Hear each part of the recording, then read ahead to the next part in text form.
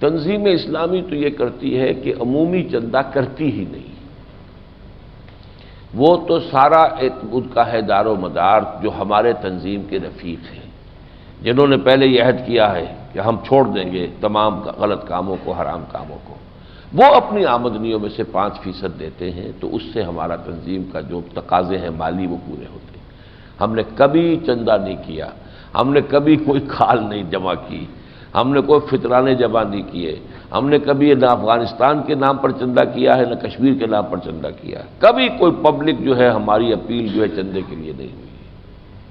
یہ صرف وہی لوگ جو آتے ہیں تنظیم میں، جو اپنی زندگیاں بھی بدل رہے ہیں، اپنا وقت بھی لگا رہے ہیں، وہ اپنی اس کمائی میں سے بھی ایک حصہ دیتے ہیں۔ یہ قانونی بات نہیں ہے، یہ آپ کے جذبے پر چھوڑ دیا گیا کہ انسان یہ سمجھے کہ جو کچھ اللہ نے مجھے دیا ہے اس میں میرا جائز حصہ میری ضروریات ہیں، باقی جو ہے جو ایکسس ہے، فاضل ہے، سرپلس ہے، اس کو اللہ ہی کے دین کے لیے یا اللہ کے جو غریب بندے ہیں ان کے لیے خرچ کر دینا چاہیے۔ لیکن یہ کمپلسری نہیں ہے، قانوناً نہیں۔ قانوناً یہ کہ 2.5% زکوٰۃ آپ سے لے کر اور وہ غریبوں کو دی جائے گی، وہ تو چاہے آپ کو پسند ہو چاہے ناپسند ہو، اسلامی ریاست میں زبردستی دی جائے گی، لیکن اس کو آپ کے جذبے پر چھوڑ دیا۔ جیسے رمضان میں روزہ رکھنا تو فرض کیا، یہ رات کی جو قیام ہے اس کو فرض نہیں کیا، یہ آپ پر چھوڑ دیا۔ کوئی 4 گھنٹے جاگ سکتا ہو جاگے، 6 گھنٹے جاگ سکتا ہو جاگے، نہیں تو کم سے کم وہ 1 گھنٹے کی تراویح تو پڑھ لے، تو یہ چھوڑ دیا گیا لوگوں کے اوپر۔ اسی طرح کا ہے کہ یہ جو عفو کا معاملہ ہے یہ اختیاری ہے۔ بڑی اہم تقریر ہے اور یہ صحیح اپنے نفس سے حق ہے۔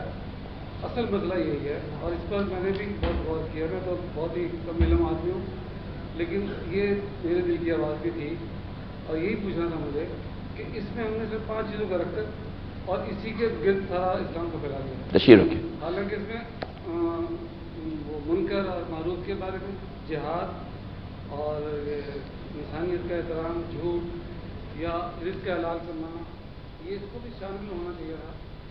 یہ چیز اصل میں یہ 5 چیزیں جو ہیں یہ خود حضور سے منقول ہیں۔ وہ جو میں نے ایک بات کہی تھی کہ اسلام جب ریاست کی شکل اختیار کر گیا تو اب سب سے بڑا مسئلہ یہ تھا کہ اس ریاست کا شہری کون ہے۔ اصل چیز تو ہے ایمان، ایمان ہوتا ہے دل میں، ویریفائی نہیں کر سکتے کہ ایمان ہے کہ نہیں ہے، تو کوئی ایسی ظاہری علامات ہونی چاہیے جس کی بنا پر ہم سمجھیں کہ یہ شخص ہماری اس اسلامی ریاست کا شہری ہے۔ اس کے لیے حضور نے فرمایا بنی الاسلام علی 5، شہادت اللہ الہ الا اللہ وان محمد رسول اللہ و اقام الصلاۃ و ایتاء الزکوٰۃ و صوم رمضان و حج البیت۔ یہ حدیث ہے اور حضرت عبداللہ ابن عمر سے، یہ بعد میں نہیں بنائی گئی۔ ارکان اسلام تو یہی ہیں، البتہ وہ 5 باتیں بھی حضور نے بتائی تھی، وہ مولویوں نے کسی کو سنائی نہیں کہ میں 5 باتوں کا حکم دے کر جا رہا ہوں۔ انی آمرکم ب5 اللہ امرنی بہن بالجماعت والسمع والطاعت والہجرت والجہاد فی سبیل اللہ۔ یہ 5 چیزیں کسی مولوی نے کبھی نہیں سنائی۔ اب وہ حالانکہ حضور فرماتے ہیں میں حکم دے کر جا رہا ہوں، یعنی بنی الاسلام علی 5، یہ ایک سٹیٹمنٹ آف فیکٹ ہے، یہ جملہ خبریہ کہلائے گا۔ واقعہ ہے کہ اسلام کی بنیاد 5 چیزوں پہ رکھی گئی۔ جو کلمہ شہادت ادا کر رہا ہے، نماز روزہ حج کی پابندی کرے، وہ بس مسلمان ہے۔ اب اس کے دل میں کیا ہے وہ اللہ جانے، ہمیں تو مسلمان سمجھنا ہے۔ اب میری بچی کا نکاح ہے، میں سمجھنا چاہتا ہوں مسلمان بھی ہے کہ نہیں، میں نکاح کر رہا ہوں اس سے اپنی بیٹی کا، تو کیسے معلوم کروں گا؟ میرے پاس ایمان کو ناپنے کا آلہ تو کوئی ہے ہی نہیں۔